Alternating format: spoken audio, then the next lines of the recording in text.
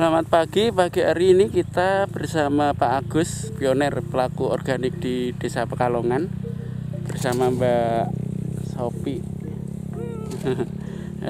Kita tanya-tanya tentang organik. Selamat pagi Pak Agus. Selamat enggak apa-apa ya ini. Ini untuk varietas jenis apa Pak? Ini Sintanur. Sintanur kalau di daerah Jawa Barat, kalau di daerah sini ya Mentek wangi ya. wangi ya, disebut dengan mentek susu gitu. Nah, aromatik ya berasnya ini. Ini termasuk beras aromatik ya Pak ya? Aromatiknya. Oh iya.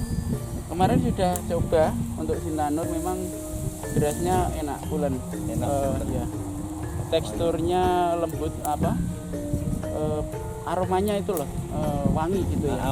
Wangi-wangi seperti kayak pandan atau apa? Kayak dikasih pandan padahal Iya, itu padahal tidak ada pandannya ya Pak ya, aroma dari awal asli mula. Tujuannya Pak, organik ini nanti dipasarkan kemana? Untuk sementara ini pasaran di wilayah Winong, Desa Pekalongan, yang ada kalanya sedikit sampai Kecamatan Jakenan dan wilayah Pati, tapi belum begitu banyak karena stok kami pun tidak begitu banyak yang belum mau lah, belum minat untuk bertanam secara organik. Jadi masyarakat sini belum mengetahui apa itu kegunaan dari penanaman secara organik. Secara umum itu belum mengetahui dari. Nah, sekarang untuk irigasinya Pak di sini Pak.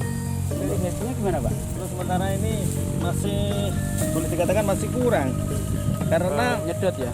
Nyedot dan Dari pengairan sekunder sini yang diarahkan dari Desa Cabean. Dan kami mengharapkan dari pihak yang berwajib lah, yang berwenang tentang pengairan ini bisa memberikan atau bantuan secara embung memanjang ataupun di daerah sana membuatkan satu waduk besar dari masyarakat Desa Pekalongan ini bisa khususnya petani ya, bisa menikmati hasil pertaniannya secara menyeluruh. Karena di musim ini, untuk musim kedua ini, contoh dari tanaman kami ini sebenarnya kurang air. Dari mulai dia merapu ya istilahnya, merapu itu sudah agak kering dan kami minta kepada pengairan sini, katanya air di daerah atas tidak mencukupi. Jadi setelah merapu semua ya baru ada air. Jadi penerapan airnya kurang tepat. Oh gitu. Ya, penerapan airnya tepat karena itu yang namanya juga dengan daerah tak ada hujan ya seperti ini. Ya. Kalau di sini ada satu embung memanjang ataupun Long storage ya Pak ya. Di sana dibuatkan satu waduk yang besar, jadi untuk wilayah Winong lah, Winong, Kebulampang, tetangga sebelah semuanya itu bisa insya Allah panennya lumayan bagus karena yang namanya tanaman membutuhkan air gitu. Ya. Sebetulnya gini Pak, untuk memang di daerah tak ada hujan seperti ini kita perlu melakukan pembenahan tanah. Jadi pembenahan tanah itu seperti ini. Kita banyak masukkan bahan organik ke tanah itu supaya tanah itu bisa menyimpan. Nah, sekarang kan kalau ada musim hujan, kalau tanah kita tidak sehat, itu biasanya dia langsung hilang, lari ke kanan ke kiri. Cuman kalau kita benahi tanahnya dengan cara katakanlah nanti semua kompos ini dimasukkan. Jadi untuk kita kurangi untuk membakar jerami, kita kembalikan ke tanah, kita proses, itu nanti bisa membenah tanah. Jadi tanah yang sehat itu dia akan sistem kapilernya itu bagus. Kapilernya itu dia kalau dia ada air, dia akan meresap ke tanah. Tapi kalau waktu dia kekurangan air, dia kapiler ke atasnya itu dia akan bisa merembes ke atas. Jadi fungsi organik adalah semacam itu Pak. Jadi kita sambil menunggu upaya dari pemerintah membuat bendung, kita perbaiki. Karena sejalan dengan kita go organik ini sejalan dengan kita. Jadi kita nanti mulailah membenah tanah dengan cara itu, memproses. Kalaupun nanti hasil jerami ini dikasih makan ke ternak, kita kembalikan kotorannya ke sawah. Itu. ciri dari tanah yang sehat dan banyak organiknya itu tidak mudah pecah Pak nanti Pak. Oh iya. Iya, tidak mudah pecah. Tidak mudah nelo. Kalau biasanya tanah kalau sedikit kering sudah pecah itu biasanya memang dia organiknya. Iya. Juga jangan pernah membakar di sekitar pekarangan di sekitar di persawahan Pak, karena di sawah sendiri nanti kalau dia itu kena panas atau kena api dia akan mengkristal dia. Jadi cara apa? Tanahnya mengkristal. Jadi sulit untuk pembakaran itu bisa mematikan mikroba yang ada di dalam ya. Iya, iya. Jadi kita sejalan dengan kita harus mengembalikan jerami atau sisa-sisa yang ada di sawah ini ke sawah lagi. Sebenarnya kami ambil dari serabut kelapa atau yang kita sebutkan itu penyemprotan kalau saya aplikasikan ke tanaman. Kalau tanaman sudah mulai merapu atau meteng lah istilahnya, meteng tuh kami semprotkan sekali, jarak 2 minggu kami semprot lagi. Aplikasinya itu kokopit sama mol buah. Semua buah yang berair banyak. Kemudian kami rendam selama 2 minggu, kemudian kami semprotkan. Jadi gini Pak, untuk organik kan memang harus masuknya ke penyemprotan itu repot tidak Pak? Ya boleh dikatakan repot. Yang namanya petani, terutama petani organik itu harus sergap istilahnya. Ya. Karena dari awal kami semprotan ini itu sebelum menginjak padi meteng lah ya. Sebelum dia itu ada 4 atau 5 kali, bahkan 6 kali saya semprot. 6 kali ya. Dari awal sebelum masih serendah gini ya, itu menggunakan mol. Ada 4 kali mol sampah yang kami buat dan kami campur dengan urin kelinci. Kemudian setelah itu menginjak dia ingin mau keluar bunga itu baru kami kompres dengan kokopit tadi sama mol buah. Itu aja. Iya, betul. Berarti ini memang di sini semua istilahnya ke POC-nya ya, pupuk organik cairnya ya. Iya, banyak. Iya.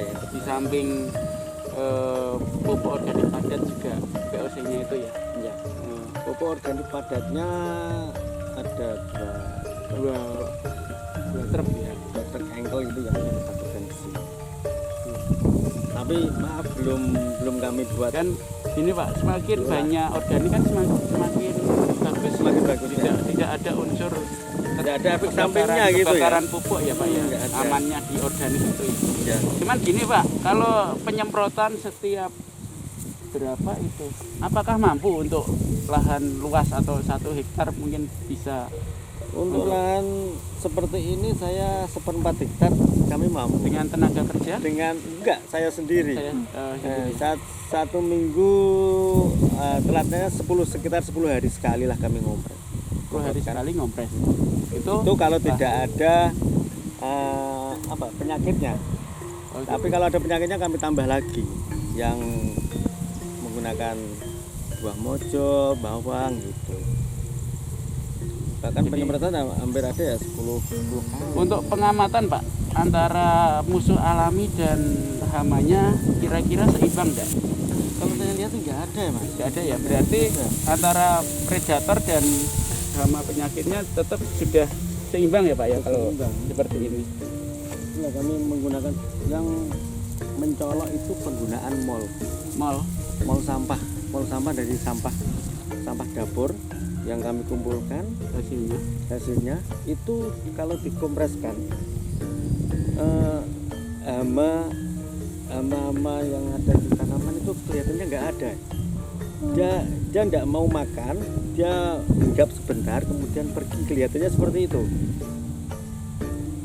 Berarti untuk mol itu sendiri kan meningkatkan daya ini kan tanaman kan, untuk tujuannya mol itu sendiri. Untuk menguatkan ketahanan tanaman dan mol itu kan bermacam-macam ya. Ada unsurnya yang bisa menambah kesuburan sebagai unsur N.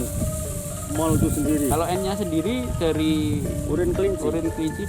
urin kelinci dan Mol. Mol. Dari awal kami mengompres itu menggunakan mol dan urin kelinci. Setelah itu mencapai sekitar 50 hari atau 60 hari, mol sama urin kelincinya kami stop, kemudian kami ganti yang lain.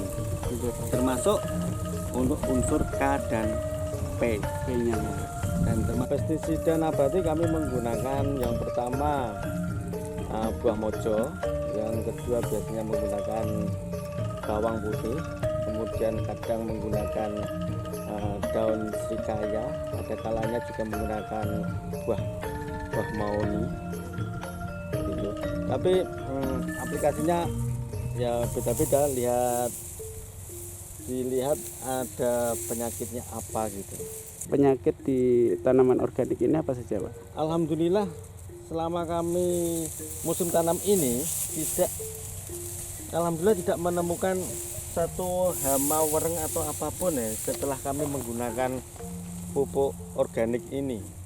Karena di mol sendiri itu pun bisa untuk mempertahankan daya tahan suatu tanaman, jadi dia tidak mudah terserang penyakit. Walaupun lihat itu di sebelah sana sudah dipanen 2 minggu lebih, sedangkan kami tinggal padi kami sendiri loh di sini kawasan ini. Tapi alhamdulillah kalau saya lihat nggak ada penyakitnya, alhamdulillah. Cuman tikus ada tikus. Untuk sementara ini kami menggunakan kohe dari kotoran sapi yang kemarin memang waktunya yang mendesak, jadi kami belum kami proses. Untuk tahun berikutnya insya Allah akan kami proses, tinggal nanti pembikinan atau membeli alatnya itu. Udah bagus ini, Pak ya. Insya Allah besok pagi hari Selasa tanggal Kelihatannya 8. Hanya apa namanya? Kalau dilihat dari daun ya. Ini mungkin nanti kita perlu adakan ini, Pak, pelatihan untuk ini membuat fungisida seperti kita biasanya ke organik itu kan kita mencarikan musuh alaminya. Jadi fungisida yang trichoderma nanti itu kita bisa membuat lawan jamur dengan jamurnya itu sendiri. Itu bisa diaplikasikan di persawahan. Semakin banyak, karena kan di persawahan sendiri kan hama, gulma dan penyakit juga jamur itu nanti kan juga ada musuh alaminya semua. Jadi seperti gulma memang harus kita ini kalau kepingin kita pakai herbisida ya, bioaton itu dibenamkan, itu juga menambahkan ini kan kesuburannya ya. Saya kira cukup untuk pengamatan hari ini. Terima kasih Pak Agus. Monggo. Ya.